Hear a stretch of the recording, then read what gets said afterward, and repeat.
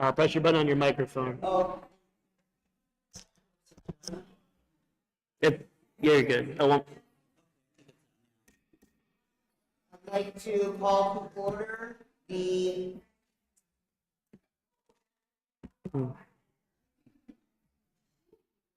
November or the April 8th, 2026 regular board of committee of the whole meeting to order at 6 o'clock. Marderski? Here. Morris? Present. Schufelt is excused. Westfall? Here. Block? Fields is excused, and Moore is here. Please rise for the Pledge of Allegiance. I pledge allegiance to the flag of the United States of America and to the republic for which it stands, one nation, under God, indivisible, with liberty and justice for all. Hey, we have some good news, and you have representatives from the Career Center here this evening. I believe Welding. More is. No, she's right there. Kathy's up here. Yeah. No problem. Hello, everybody. Thank you for having us. So,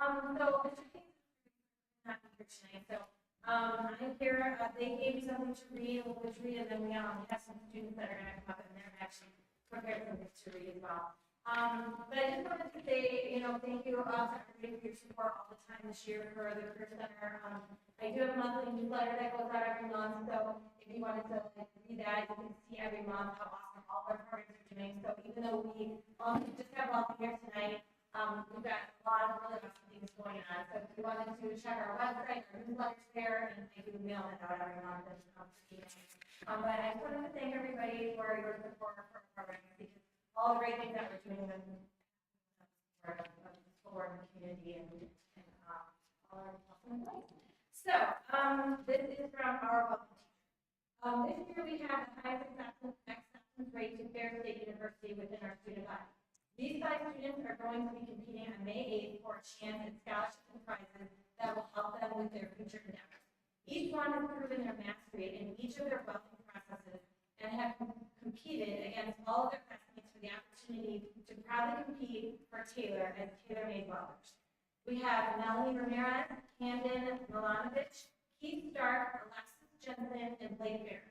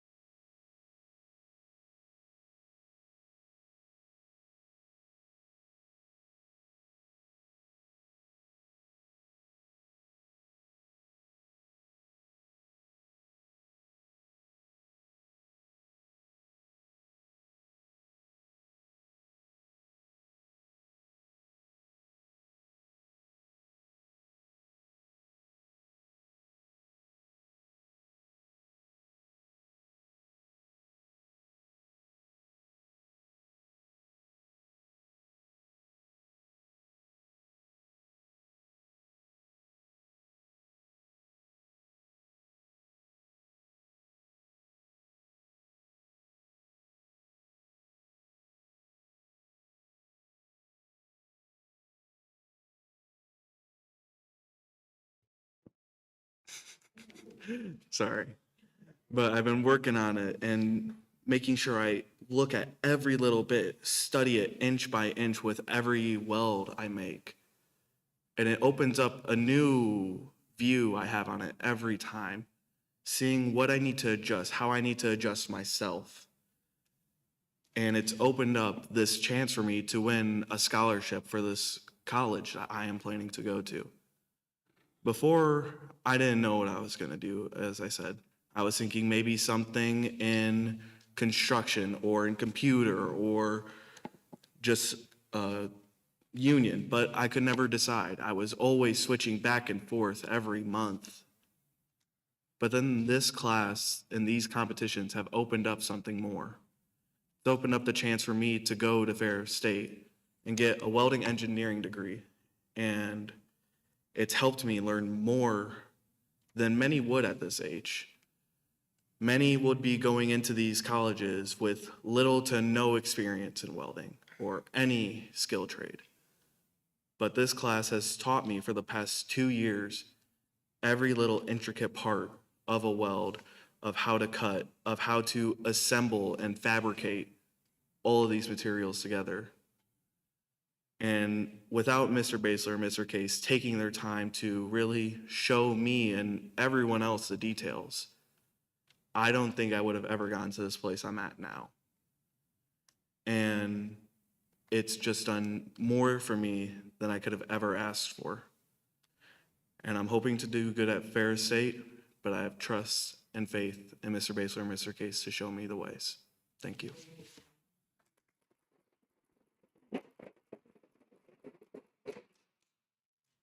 Good afternoon. My name is Melanie Xuri Ramirez Martinez, and I am a third-year student welder in the Career Center. And my welding class has done tremendous amounts for me, such as getting me ready for the industry, and also showing me that there is a lot to learn in this world. And I before didn't know what to do with my life, but when I entered high school, I started looking at what my career was going to be and how my life was going to look. And I used to think that I was going to, do cosmetology. And you might say it's a big jump because, as a woman, many people get in shock if you're like, do construction or welding and stuff like that, because it's like a male dominant job. But I got into it thinking that I wasn't gonna make it through, but now I'm in my third year and planning to go more. I got accepted to Ferris State University to do welding engineering. And I love this class because it brought me together with all my peers and stuff. They're more like family than friends. And I get to show them that, I have the power in the weld. And I'm nervous right now because I'm not well at speaking, but as I was saying to my friends that welding is way easier than speaking. And thank you.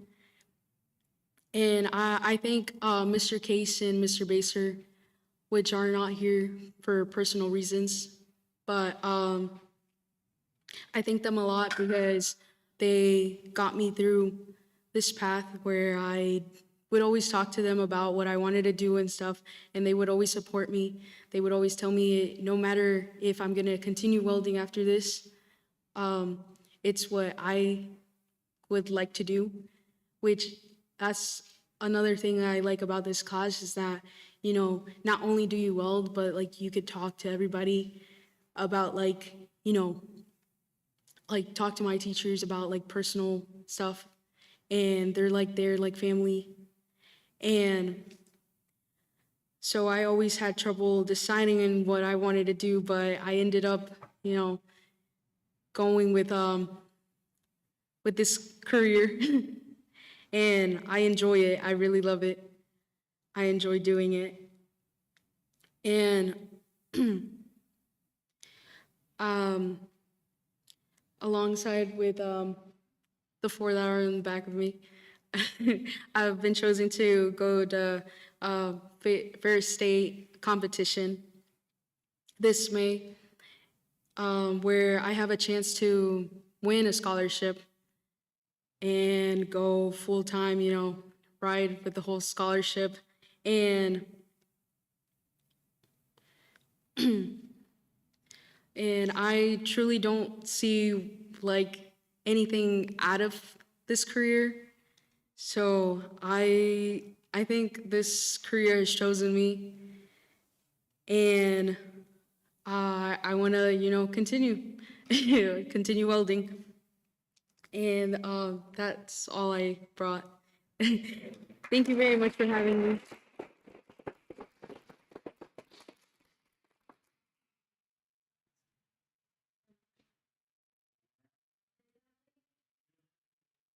Hi.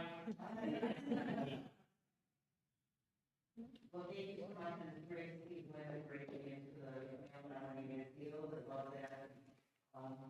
taking all. Do a great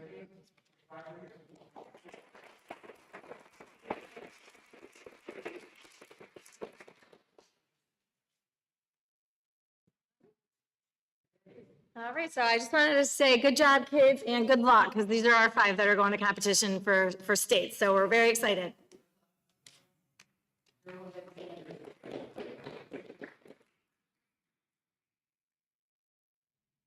Okay. Now we have the scheduled reports. We have the partnership agreement. Ms. Scott, or Mrs. Hello, good Hello. evening. I'm here to give an update on the partnership agreement. Mr. Wager, myself, Ms. Graham, our school improvement coordinators, and our principal at Myers have been meeting pretty regularly with some other members of our team. But I wanted to describe what it is, why we're in it, and its importance. So I did provide a document about it. I think you have it, but it's not here on the it's here. screen. Okay, great. So basically, the partnership agreement is an agreement that we enter with Michigan Department of Education. It's a binding agreement where they identify schools and districts that are underperforming. And so every year, schools are required to take mandatory state testing, and then they analyze those scores. And Myers and TVLA had been identified previously. And they do not do these identifications every year, but the spring of 2025 was an identification year, and Myers and TVLA had both previously been in a partnership agreement because they were identified as needing comprehensive support.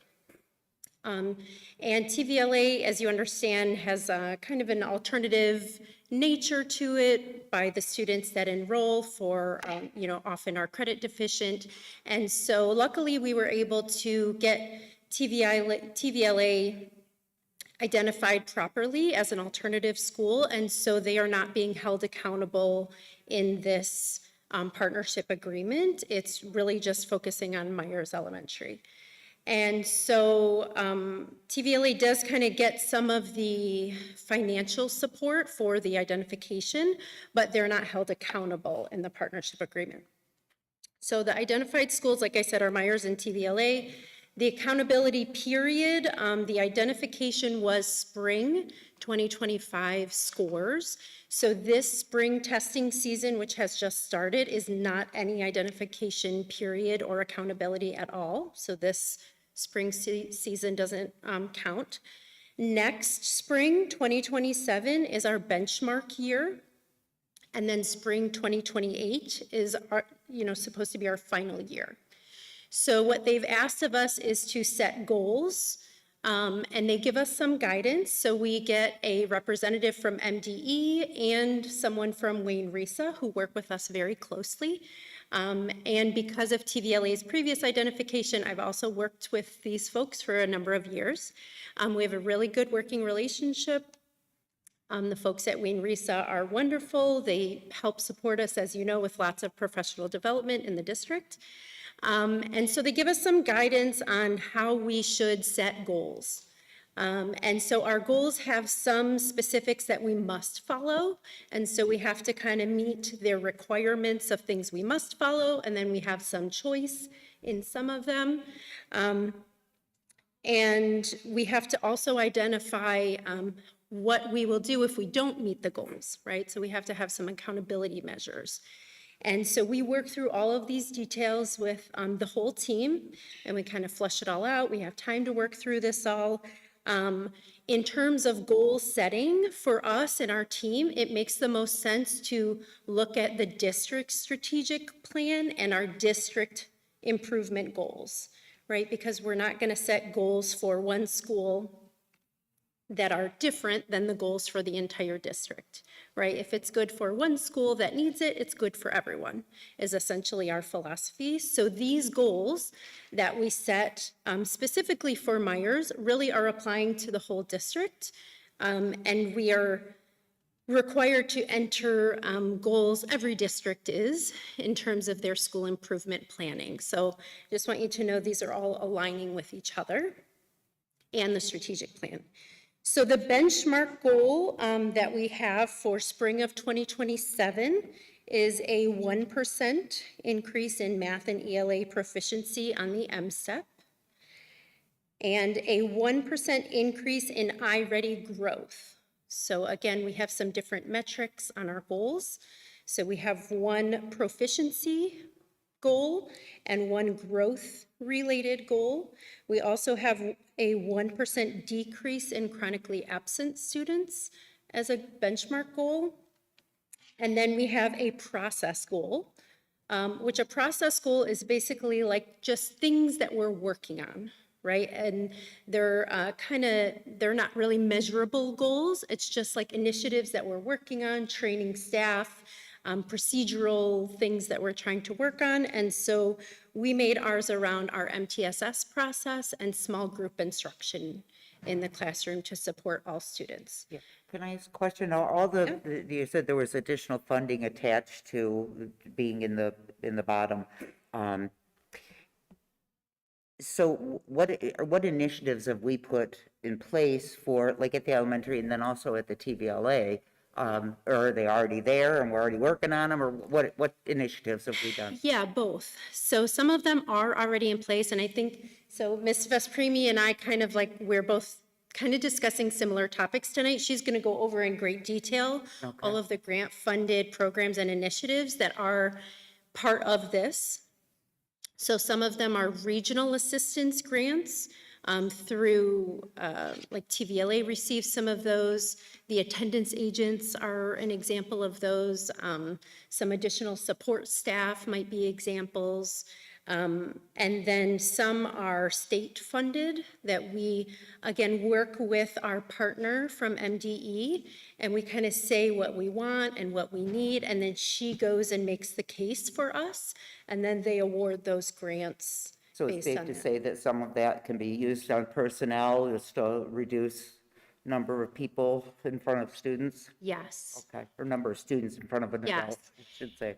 Yeah, and so we are always cautious, in personnel costs, because ultimately the district will be responsible for them. So we try to be kind of creative in the things that we're requesting, that if they went away, we wouldn't be on the hook for things that we are not necessarily willing to commit to. Okay. And what is the plan if for some reason we do not meet these goals? And they both look very achievable.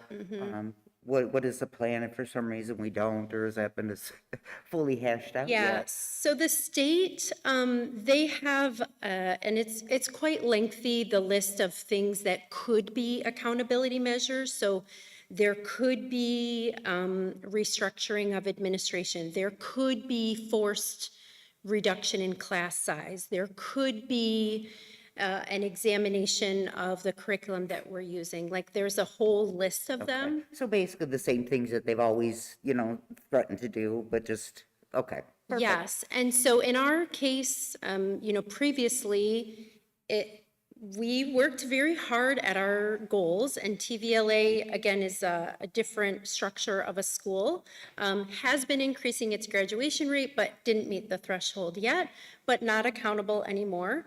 Myers had been on a positive increase. Unfortunately, in the identification year, took a slight dip, and so that's kind of where we are in this place. It happened to work out that we have a new administrator at Myers, and so that was the accountability measure that we were able to choose Perfect. at that point. Thank What you. is the TVLA graduation rate? I pulled it today, and the graduation rate from spring of 2025, it's separated by 4-year, 5-year, and 6-year cohorts. And so the 4-year, like the traditional one, was 63, almost 64%. And it had been going up every year.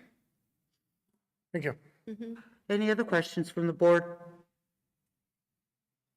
Thank you. Okay, great. Okay, I'm going to go on to the next one then. Okay, you're up again? Okay. I would have had to put on my glasses to figure that out, but Yeah, go no right problem. ahead. Public Act 146, dyslexia legislation. Yes. Okay, so again, just an update on this legislation, what we have done so far, explaining what it is, what our plans are, how we plan to address it. So some general information, if you can go to the next slide. This passed in 2024. Essentially, this legislation dictates that districts are required to train all teachers explicitly in literacy and dyslexia. We have a great foundation here in the district where we have coaches that are able to help us to train our teachers, as we, have been doing in literacy. And this is happening on a continuous basis. A couple of weeks ago, we had a training session for our K-2 teachers who hadn't received a certain literacy training, and then we have another session planned. So we're continually working on that. There is a requirement for staff training on dyslexia specifically, and everyone in the state is subject to this. So Wayne Risa, again, as a wonderful partner, if you want to go to the next slide. They have decided to take on a big chunk of this, which is wonderful. They're hosting a dyslexia workshop for educators that allows any district who participates to meet that requirement. So we're really excited to take advantage of that as our partners around the county. So that's excellent news. In elementary, universal screening is mandatory for students in K-3. By the 27-28 school year to identify reading difficulties. Unlike some other pieces of legislation, MDE has a specific list of screeners that are allowable. And so we are currently hoping that our current screener that we use, which is iReady, will be approved. Actually, as of yesterday, they were not on the list. I continually am So, checking that. If they don't end up being on the list, and the state is continuing to take applications and grow the list, right? So we're hoping that they get on that list as of this summer is our hope. If they don't, our plan is to, which we have to, pilot something else next school year to implement by the fall of '27 so that we can meet that legislation. So we're hoping that they are, but have a contingency plan if they're not. Okay. I hope they are too. Yeah, we all do. Make things a lot easier. Individual reading improvement plans is something that we have already been doing. This is a common practice. This is required for students through our regular screening process. Our MTSS team continues to refine the process for how we're identifying students, the interventions that they receive, how we track it, all of those things we are continuing to work on. That's a big part of what the MTSS team has spent quite a bit of time on. And then we are required, again, they have a approved list of Tier 1 literacy curriculum. So this, our new curriculum for K-5 is on that list. This is the first year of implementation of that curriculum. So we're excited to use it and get into it. We continue to train staff on it, but just know that we are using an approved curriculum from that list. Secondary students are not exempt, and secondary staff also have to use some kind of screener. It is much less specific. The middle schools also use the iReady assessment, so that's great for them. There is not a list for secondary schools. They just have to use some kind of screener. For high school, we also recently purchased a new literacy curriculum that contains a benchmark assessment. So that is our plan to use for high school students. There is a requirement to support students through the MTSS process. Middle schoolers have a specific course to support them in reading, and we are continuing to implement small group instruction to support all students at K-12 really, and adding to our secondary supports. There is not a list for secondary curriculums, but again, we have a exciting new curriculum. This is also year 1 of implementation of that new curriculum. Okay. Any questions? No questions? No? Thank you. Okay, thank you. Okay, now we have state and federal grant overview.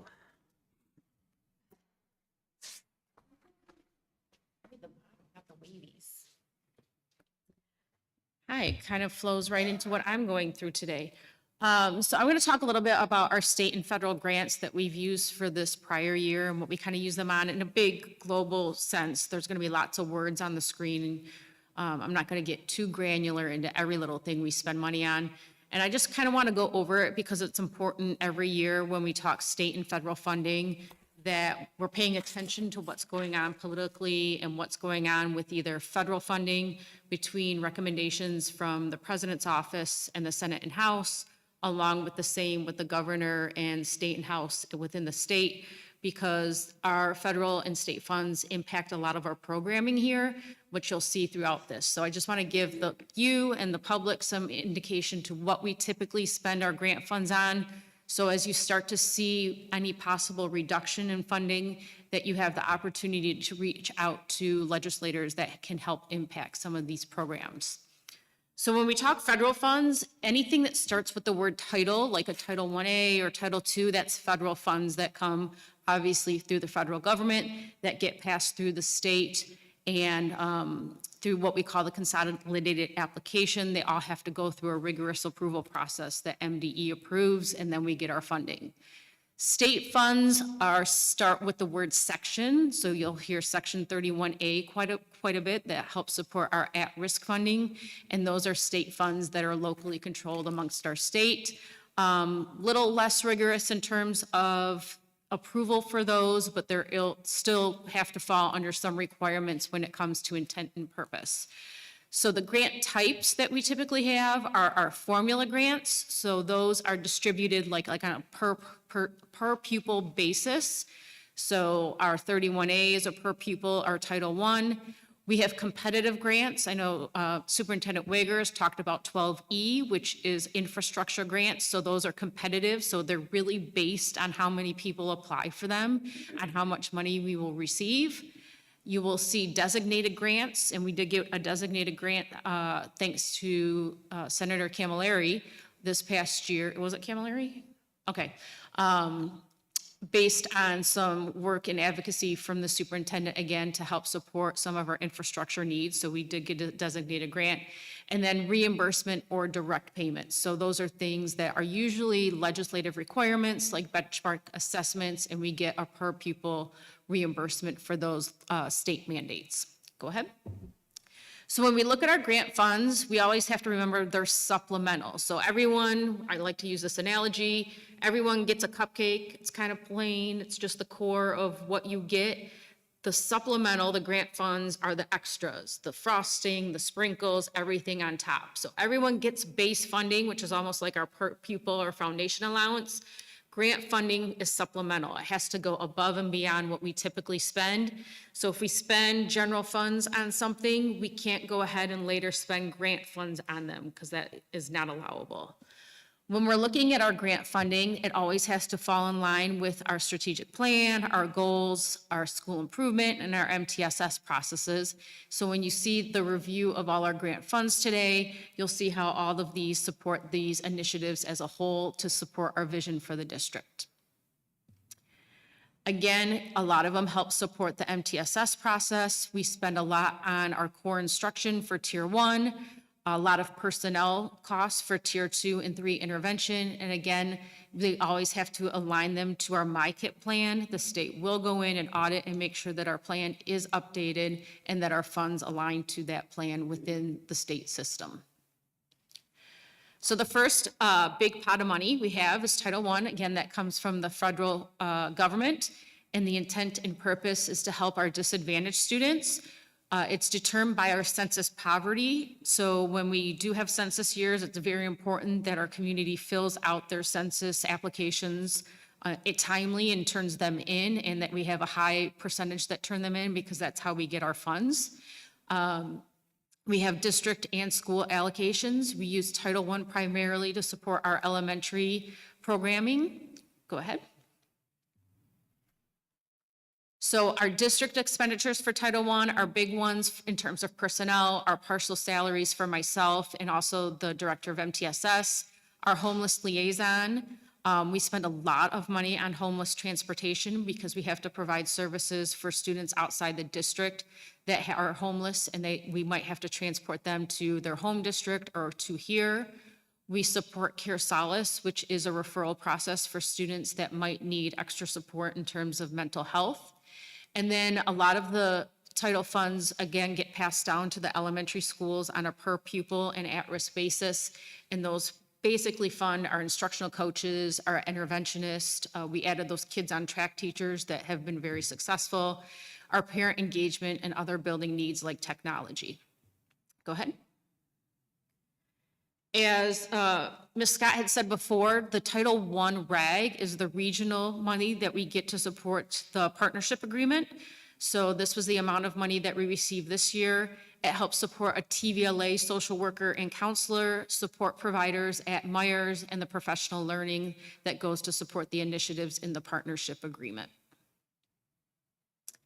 Title II is meant for professional learning and strengthening the quality of teachers. That is MDE approved.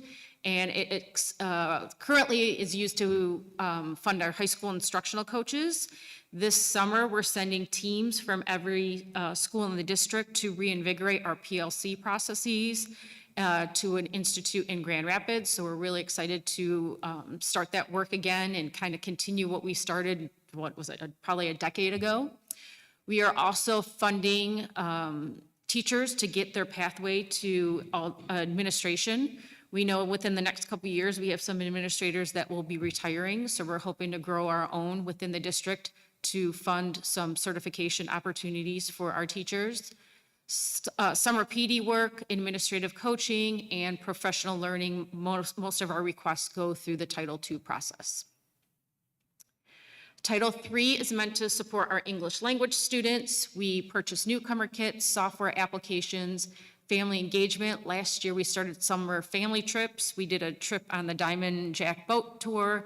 We took families down there. It was a great, we got drenched, like thoroughly poured on, but the families, we had them fill out a survey. They absolutely want to go back again this year. And I think we're going to add Greenfield Village, so. Title IV is for well-rounded activities. Coming into the district already supported PE and STEAM teachers at the elementary, so we continue to support those along with the materials for those classes. This year, there was a need at the middle schools for makerspace carts. They had nowhere to store all the materials, so we got those. We support the link crew that links the 8th grade to the 9th grade, along with some supplies and licensing for our ruling, our experiences for girls to support their resilience. One of the things that we added this year were to really support our CTE program. There were some antiquated and outdated equipment. I remember Mr. Morrow coming to me last year. I think he did the presentation with the mannequin. He's like, can you ever get me a new one of these? There's some really nice updated equipment. So we got that for him this year, and he's really excited. We also, the nursing was taking old school blood pressure. I can't even remember the last time a nurse actually pumped a cuff on me. They just smack it on now and hit a button. So we got those for the nursing students to actually practice with. Anything else? Oh, did she leave? What else did we get? We got, so that they can practice charting, we got some charting stations in nursing, and We got beds, wheelchairs. we got some updated supplies for JRTC, some soundproofing, Yeah, we tried to touch a little bit, give a little bit of pot of money to all the programs there to really support that, because that's a great initiative for our community. Go ahead to the next slide. Section 31A, it does come from the state. It's a large pot of money that helps our at-risk students. The goal is to reach those benchmarks in 3rd, 8th, and grade and college and career readiness. It's based on our free and reduced lunch count. So again, you'll see a push every year for our families to turn in their free and reduced lunch forms, because that's what our funding is based on. We're required to implement K through 12 MTSS to receive the funding. We do get audited for that. So if we don't have some of these pieces in place, they do have the ability to recapture funds, and we are not allowed to do any administrative costs with those funds. I have a quick question on the allocations based on the free and reduced lunch count. With the state of Michigan currently giving free lunch to our students and breakfast, is there any worry of underreporting on that number? There is absolutely worry with that. And when we had the COVID switch, and that's when they started doing that, that was a big concern for a lot of districts, and it continues to be. You also typically see a big drop off as you get to the high school level with the completion rate.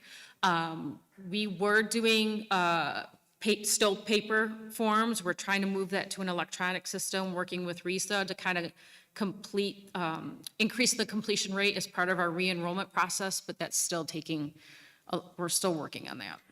Do you know if there's any idea at the state level to kind of change that formula or process by any chance? They are starting to change that. So if you go into the current governor recommendation, there are some changes that could possibly affect the Section 31A allocation.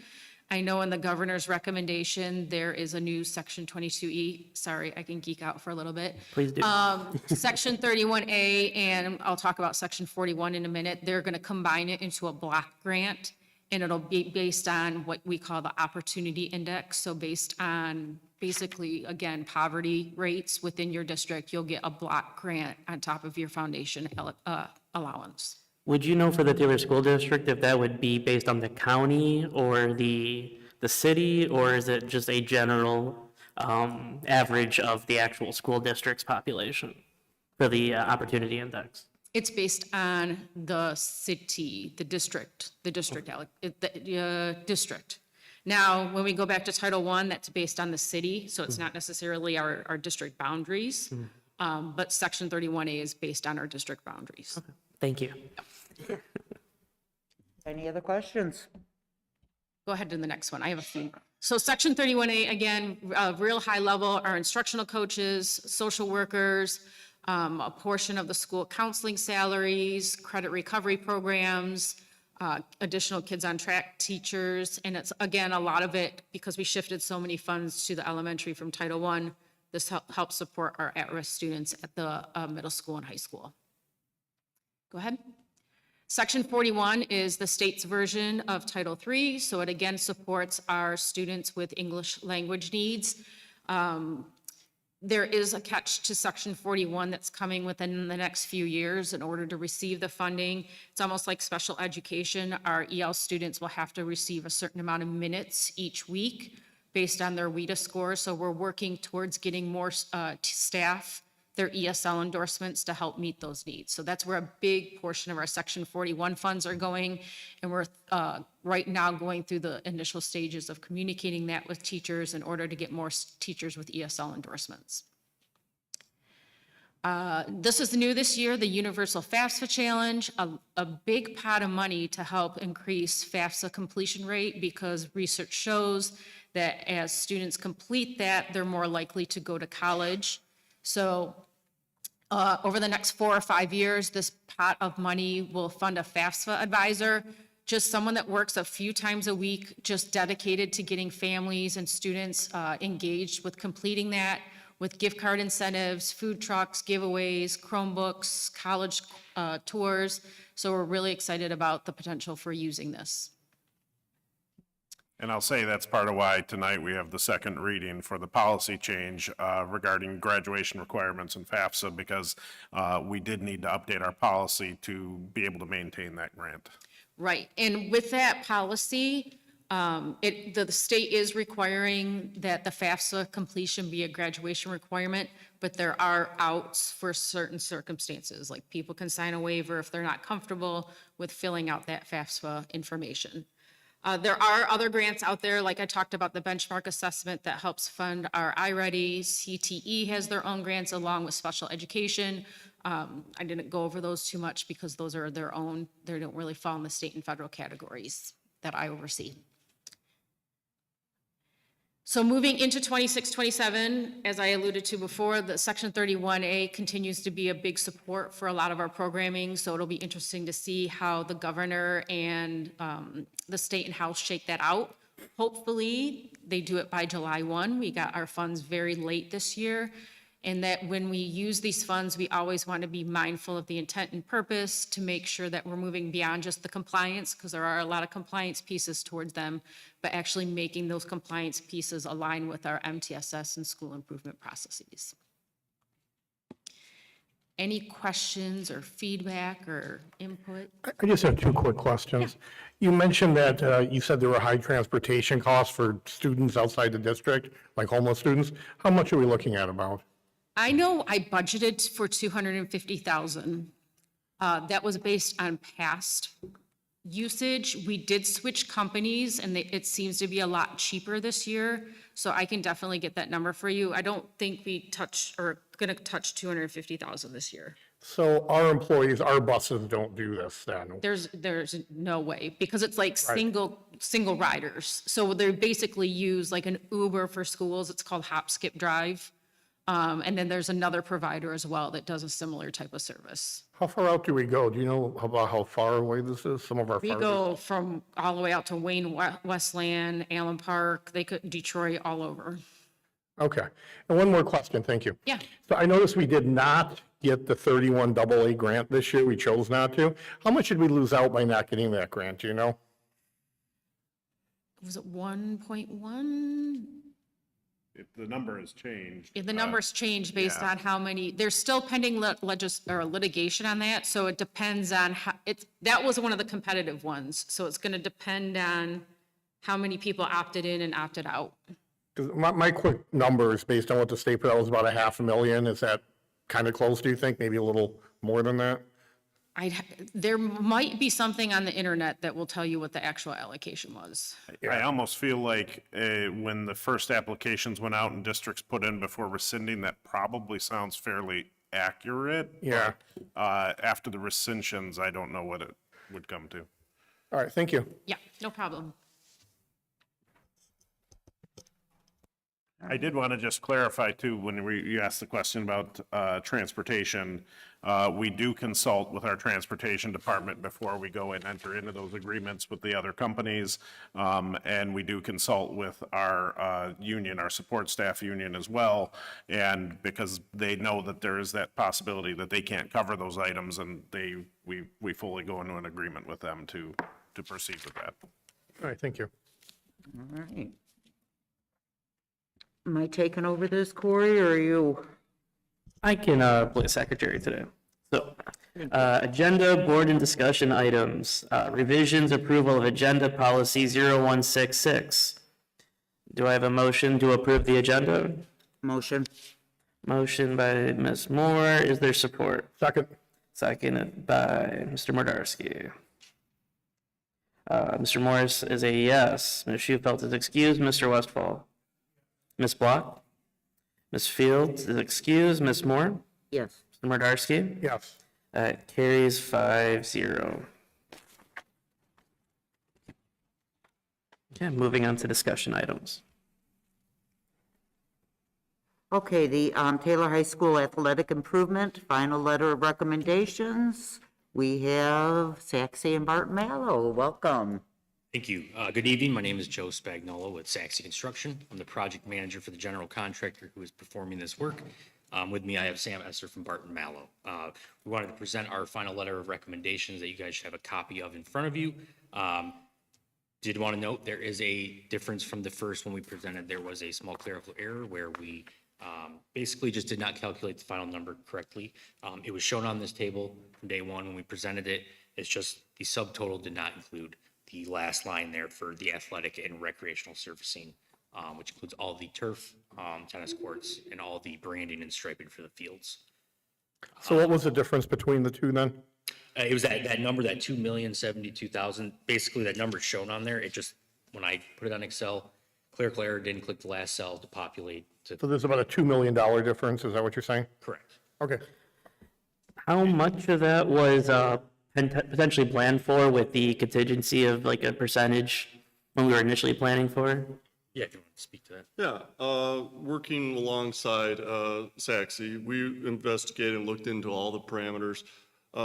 There's about 500,000 in allowance and another 500 roughly in contingency. That's $1 million. You're looking at 10% of the project cost is allowance and contingency, which is industry standard, especially when you're doing site work.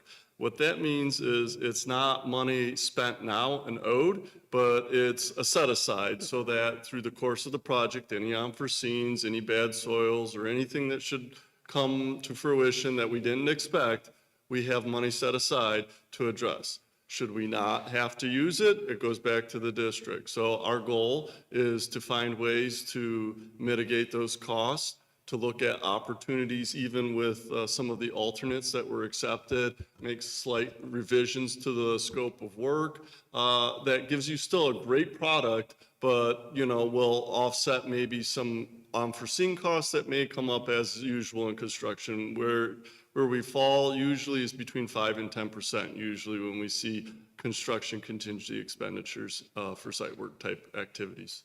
So we're gonna have to run a pretty tight ship after this oversight. Yeah, and we're working together as well as with the architect, the collaborative, to make sure that we're looking at every opportunity to find cost savings. Thank you. And I do want to clarify that the letter recommendation that came before was at roughly 9.8 million. But when the previous board approved the project to go forward and to renovate the athletic fields, the total number that they had voted through approval was 11 million.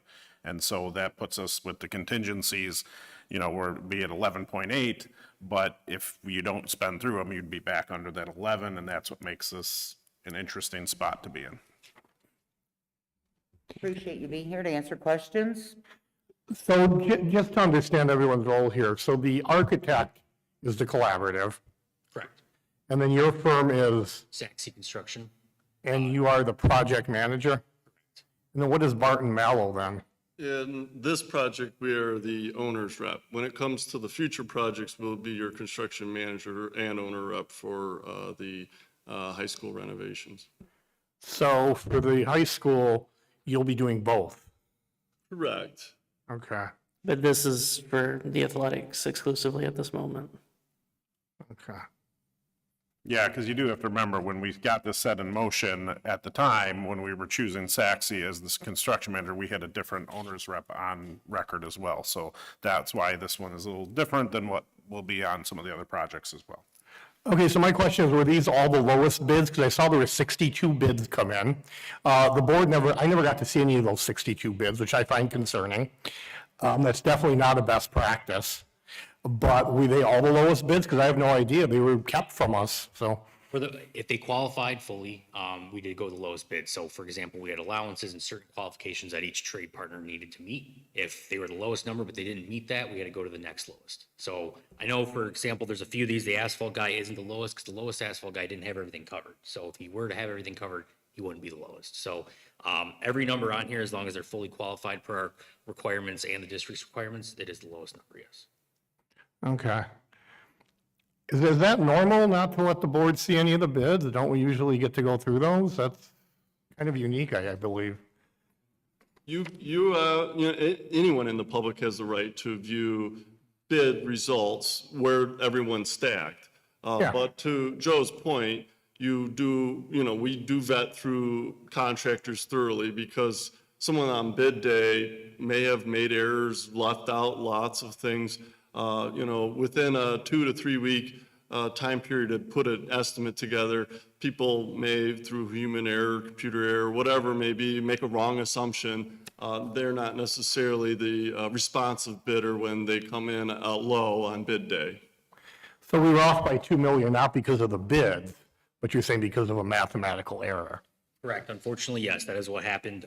The first letter of recommendation we presented had all these numbers broken out as they are shown here, with a few discrepancies where we found a lower number, but that $2,072,000 was on that original LOR that we presented. It's just the subtotal was miscalculated. What was the cost differential between artificial turf versus natural grass? I have been asked that by some parents. But by the time we got involved in Saxe, we did not have a bid for full grass. It was always put in as turf on the infields for the baseball, softball, football is turf, and then the outfields for the baseball and softball are natural grass. So I do not have that information as we did not go out to bid with an all grass option. Okay, thank you.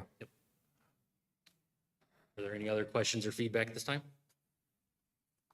Well, I did want to clarify as well that, through trainings that go on with MASB for school board members, trainings that go on with through MASA for administrators, superintendents, it's very common practice that you're hiring an owner's rep. They are handling these things. Your construction manager is handling those things.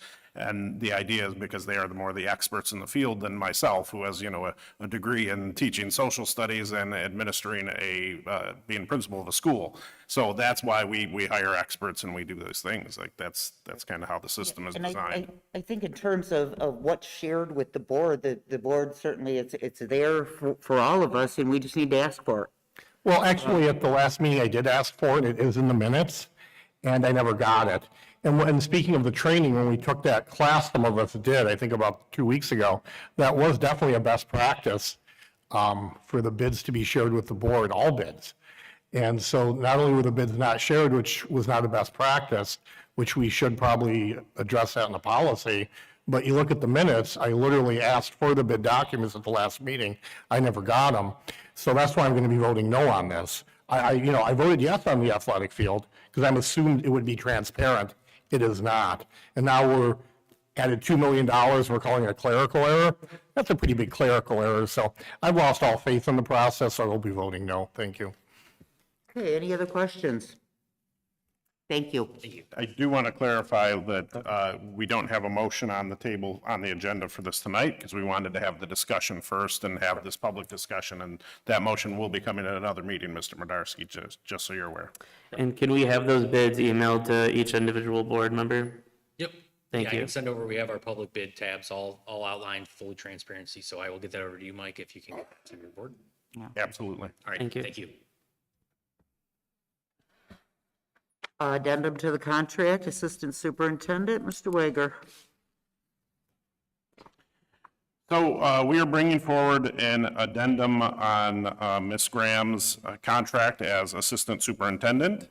When we renegotiated contracts with our cabinet members, I think it was about a year ago roughly, we included a clause in Ms. Graham's contract that we would have to come forward and renegotiate on salary because we knew that when Mr. Gribble retired, we were going to be changing the workload significantly of what's on the assistant superintendent's plate. And so as part of that, there was a clause in there that said basically within 90 days of Mr. Gribble retiring, we had to come back to the table and we had to negotiate what that salary was going to be. So this is the addendum to acknowledge and to increase the salary per what we agreed to negotiate. Okay, any questions? I just would like the opinion of Mr. Wager on Ms. Graham's performance in this position as of right now. I will say that she is essential to getting work done around here. Like, it's basically my right hand, and it's very good for me to have a lot of insight into how the elementary world works, because that is not where I'm from, that is not my lane, and it has become just vital to have somebody who can help me and move that along. And I've seen how certain interactions, certain meetings, Ms. Graham's ability to navigate some difficult conversations and things like that is pretty impressive, and I'm very happy with what I see. Thank you. And we're talking the full 5,000 for this, that's correct? Correct. Okay. I would just like to say, I would like to see Ms. Graham, we put a lot on her plate in terms of working with our administrators, and I want to see Ms. Graham run into that with, and I know she already is, so that would be my recommendation as well, is for the full 5,000. Any questions? Let's move on to policy. Mrs. Block or Mr. Wager, whichever. I can hop in. I think I did the last time. I'm just, yeah.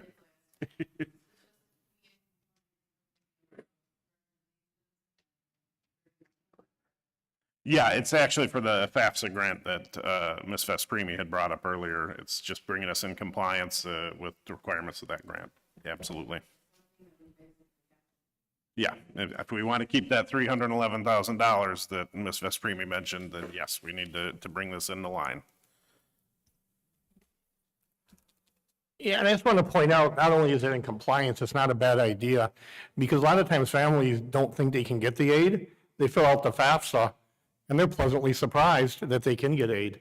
So kind of forcing people to do something that's only good for them is not a bad idea. There's no harm in filling out the FAFSA. Maybe you get 0, you're expecting 0, but you expect 0, you get 5,000.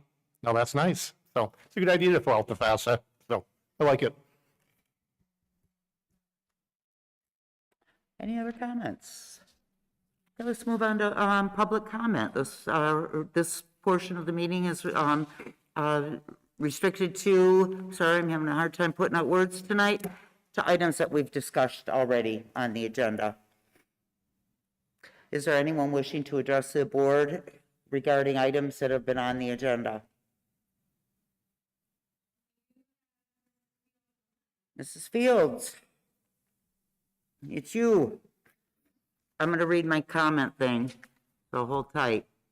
Welcome to the Taylor School District regularly scheduled board meeting of April 8th, 2026. Our mission statement is to educate with purpose, engage with passion, empower the future, and our vision statement is that we will create a welcoming and innovative learning environment that nurtures the whole child, empowering every student to thrive academically, socially, and emotionally. Thank you for being here this evening. We value your participation and appreciate the opportunity to hear from our community. Public comments will begin with those attending in person, followed by our online participants. In-person speakers should come to the microphone, state their name and address. Online speakers should use their raise hand feature or the QR code to register. Please be respectful, avoid personal attacks, and limit comments to 3 minutes, so everyone has an opportunity to speak. We will provide and assist with timekeeping, so each guest will be able to monitor their own time and know when to conclude, so all who wish to speak will have an equal opportunity to do so. If questions arise, Superintendent Wager or his designee will work to provide answers in a timely manner. Please note that the comments made by individual board members do not necessarily reflect the position of the Board of Education. This portion of public comment is limited to agenda items only.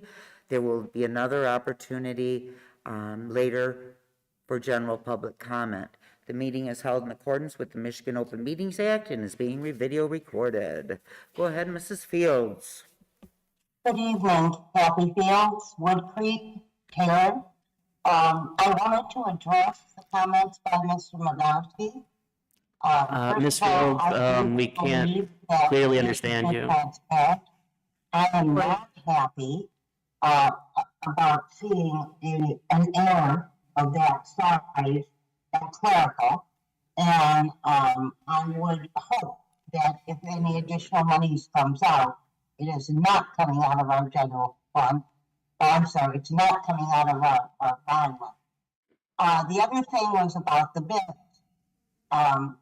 The bid process, that's why we pay Barton Mallow, what we pay them is they're the owner's rep. They represent us. They're doing the bids for us. We also have our director, Mr. Gerard, who also is involved in those bids. And I just did a little research, and city council themselves, their purchasing agent sends out the bids, and then the bids are voted on, presented to the council to be voted on, just like we're doing in our district. So as far as seeing the bids, I trust our director, and he sits in on all of those as well. Thanks. Anyone else wishing to address the board online? Nope. Nope. Okay, we'll move on to action items. Okay, action item 1, addendum contract, assistant superintendent. It is recommended that the Board of Education approve the addendum contract for the assistant superintendent, Emily Graham, as discussed. Is there a motion? Motion. Motion by Ms. Block. Is there support? Support. Support by Ms. Moore. Mr. Morris is a yes. Ms. Schufeld is excused. Mr. Westfall. Ms. Block. Ms. Fields is not here. Ms. Moore. Yes. Mr. Mordarski. Yes. That carries 5-0. Item 2, policy revisions and updates. It is recommended the Board of Education approve the policy revisions and updates with Neola as outlined above. Is there a motion? Motion by Ms. Block. Is there support? Support. Support by Ms. Moore. Ms. Schufeld is excused. Mr. Westfall. Ms. Block. Ms. Fields is excused. Ms. Moore. Yes. Mr. Mordarski. Yes. Mr. Morris is a yes. That carries 5-0. Moving on to the agenda administration, consent agenda, following policy numbers 0166.1, 6470, 8640, 2304, including the minutes from the regular board meeting of March 18, 2026, consolidated items, payment of current bills, certified, non-certified, and administrative reports, out-of-state overnight field trips, out-of-state overnight grant-funded conferences. Is there a motion? Motion. Motion by Ms. Moore. Is there support? Second. Second by Mr. Mordarski. Mr. Westfall. Ms. Block. Ms. Fields is excused. Ms. Moore. Yes. Mr. Mordarski. Yes. Mr. Morris is a yes. Ms. Schufeld is excused. That carries 5-0. Now it's time for the superintendent's report. Thank you. Actually, one of the things I was going to piggyback in my report was grant funding again, but because we know that each week I keep coming out here and talking about the infrastructure grant that Ms. Vespremi had mentioned on their 12E. So I'm very happy to say that we finally did get the application from the state of Michigan. I do find it very amusing as we sat, Mr. Gerard, Ms. Vespremi, and Mr. Nedslick, and we were filling it out and putting what our needs that we wanted to ask for.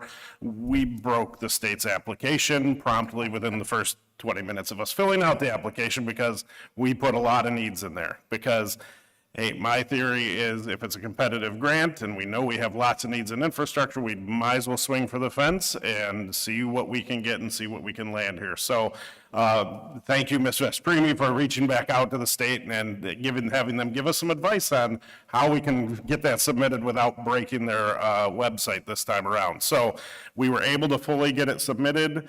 We put in quite a large ask. I do not expect to get as much money as we put in there because it's a pot statewide of about $100 million, and we put in an ask for $31 million of it. So I know I'm not going to get that much, but again, my belief is let's see what we can do and see how we can do best to improve the buildings around here.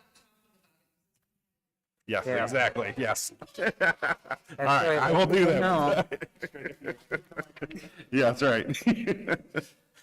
So with that said, I'm just glad we're able to get that going and finally have that there because I've been looking for it for quite some time from the state. The second part, I want to thank everybody who came out in the community to our groundbreaking event before spring break. That was a great moment for our community to come together and for us to start making a difference and start delivering on the things that we have promised through the bond program.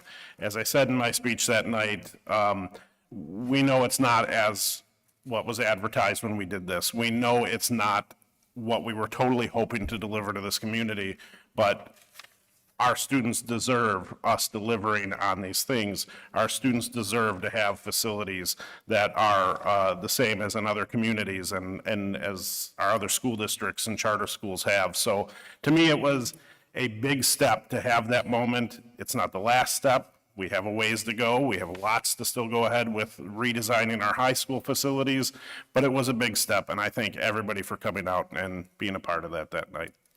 And that's what I have for tonight. Any questions for Mr. Wager? Okay, we shall now move on to items scheduled for the next agenda, which is Wednesday, April 22nd. We'll have some good news and some student representatives. Now we're open to general public comment. Anybody wishing to address the board regarding any topic whatsoever? Anyone in person wishing to address the board?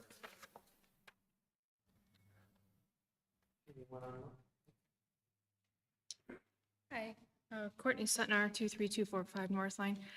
I just had a question. I'm new to Taylor, so I don't know when the survey for the school is out. It says more than 70% of surveyed voters were supported renovating and modernizing. I didn't get the survey, but I'm also a new resident, so I don't know when that might have been sent out. Let me get my mic on. I can answer that real quick.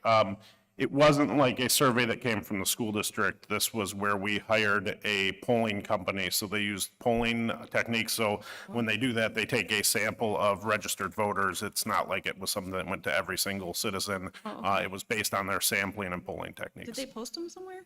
No, it was done by phone. So it was, when you get those, all those calls during political season and they're asking all the questions, that was how the company had proceeded with running that poll.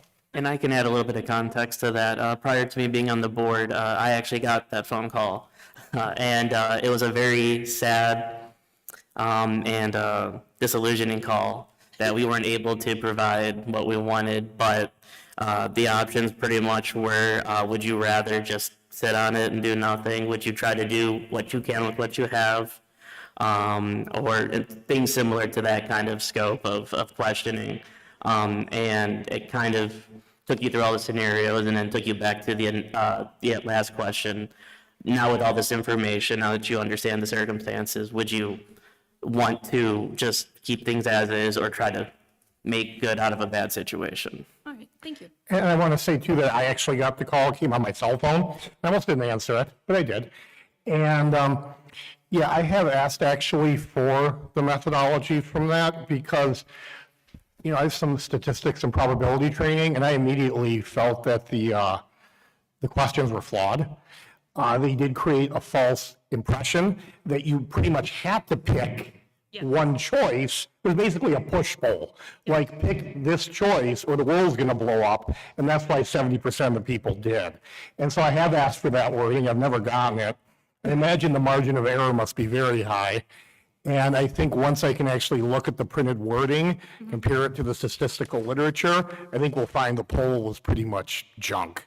That information was shared with every single board member, the report with its methodology and everything. I've never gotten one it. About a year ago. That's when you were having your email issues. But Oh, yeah. that could be resent to me then. Yep, I will do that. Yeah. But having participated in the survey, just from what I remembered, I immediately said, wow, these questions are not accurate. Because, like example, let's say you have two people running for president, the red, the blue, right? People know who they're going to vote for, generally speaking, so you have a good, low margin of error. But then when you're asking people options, one of the options was like, hey, could they change the state law? Could we ask for different bond amounts? There were many options that weren't presented, so they basically said, do this or else. And there was just a flaw in the wording. So I consider that 70% meaningless. Thank you. Thank you. Anyone else in person? Anyone online? No? Okay, we will move on to board member comments. Oh, there is someone online? Okay, go ahead. Do we have a name? Samantha Gunder. Thank you.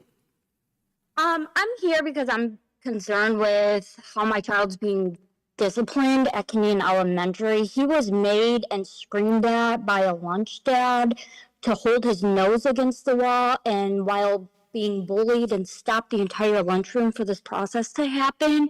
Can someone explain to me in the code of conduct where that's allowed? That punishment is humiliating, it's bullying, it's physical discipline. This isn't teaching kids better behavior. It's embarrassing them. He doesn't want to eat at lunch now. Yeah. I'm being hung up on by the principal when addressed, and then she's disrupting my child's education by pulling him out of the classroom to tell him that I called mad. Could not agree with you more. Can you leave your name and what school with Mrs. Graham? I'd actually like to provide just a little bit more information. So she has already called me. She called prior to break, and we are doing an investigation. I do have a little bit of information. The students, when they're told to line up to leave, when they're allowing other classes to pass, the direction is that the students are supposed to turn toward the wall. And there was, at no point was any student required to put their nose against the wall. But that's just a little bit. I'm absolutely planning on calling her within the next 48 hours as I conclude this investigation. Yeah. So we need about another 48 hours to conclude the investigation, and then I believe Mrs. Graham will get back with you. But certainly that's putting your kids in the corner with their nose up against the wall. It wasn't during the lineup. He got a write-up, and Mrs. Sweet even told me that he got a write-up for fighting, and she told me on the phone that it wasn't for fighting. We can't be lied to about our kids. We have to follow the code of conduct. I shouldn't be hung up on by a professional. And my son's now going to go another 48 hours without eating lunch. He hasn't eaten lunch all week because he's embarrassed. Yeah. It's difficult on a Zoom to, first of all, to hear everything that you're saying, and it would be nice to be able to look at you, and because it's, you're bringing up some concerns, but again, we need a full investigation first, and then I believe that we'll sit down with you and go through everything, and then certainly make any corrections that we need to do on our end, if that's what it turns out to be. It's difficult to hear on a Zoom or on a Zoom call, so so this isn't the best forum, I don't think, for dealing with the issue. I know, I've tried to go through every avenue. Okay, well, we'll make sure that you're followed up with. Thank you so much. I can guarantee that. Yep. Thank you. Anyone else? And to that parent, if you could email me, my email is on the school Board of Education website. Myself as well. And yes, the presidents as well. Please follow up with us, so that way we can have a detailed interpretation of the events, and then we can, make sure we're doing the best, make sure that all of our students are feeling comfortable and welcome. Thank you. Thank you. All right. Board member comments.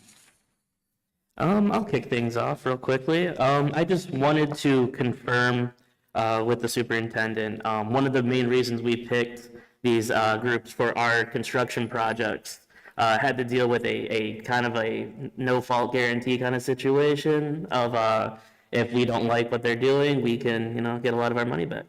Could you touch on that a little bit? Yeah, I can, a little bit. I don't have all the exact details in front of me, but that was one of the things when Saxy had come in and they had bid the project of being construction manager for the athletics. They did, one of the things we liked about it was they did have a guarantee in there that if there were things we were not satisfied with, it would alter the cost, what their costs are. So that is something that is on the table because and one of the things we liked about their presentation was that they would own those kind of things. And could we get a copy of that contract again sent to our emails? Appreciate it. Thank you. Yeah, I'd like that too. Thank you. Yep. Any other board member comments? Okay, then we shall, I believe, move into closed session. Yep, go ahead. Oh, and the food that the kids prepared for the groundbreaking was delicious. So good job. Shout out to them. Keep up the great work. Adjournment to closed session, policy 0137.2. Pursuant to Michigan's Open Meetings Act, being Public Act 267 of 1976, and as amended, I move the board convene in closed session pursuant to the material exempt pursuant to Section 8E of the Open Meetings Act. Do I have a motion? Which is a, sir? Thank you. Litigation. Thank you. Is there a motion? Motion. Motion by Ms. Moore. Is there support? Support. Support by Mr. Madarsky. Ms. Block. Ms. Field is excused. Ms. Moore. Yes. Mr. Madarsky. Yes. Mr. Morris is a yes. Ms. Shufelt is excused. Mr. Westfall. That carries 5-0. We're going to close session at, there's a clock everywhere but in front of me. 7:16. 7:16. I was going to tell you. That's not gonna- You have to gavel us out? Pardon me? Gotta get. Oh, Gable?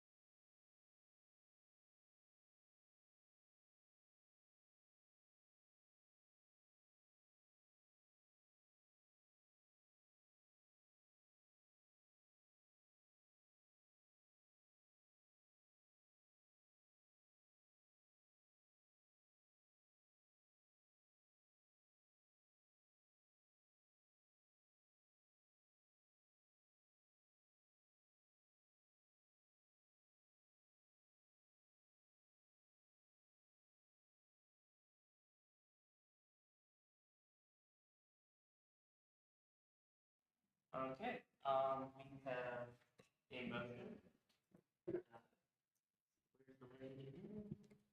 It's for, It is yeah, it's for recommended- action after closed session. Yep, this is Yep. for an additional action after closed session.